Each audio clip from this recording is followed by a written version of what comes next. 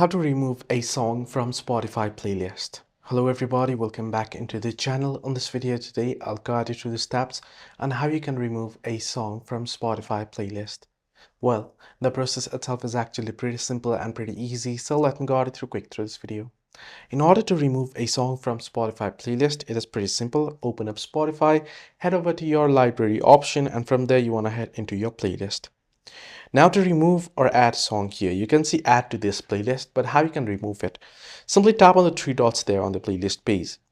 Then here you can tap on edit. Once you tap on edit, you'll be able to see the edit. Now you can see the minus icon in the circle minus. If you tap on it, the song will be removed basically. So you can see this is how you can easily remove a song. Once you have done so, you want to simply save, tap on save basically here. So let me do it again.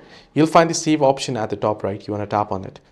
So this is how you can easily remove a song from Spotify playlist. Hope this video was helpful. Do like and subscribe, and do not forget to leave the comments down below if you have any further issues as well.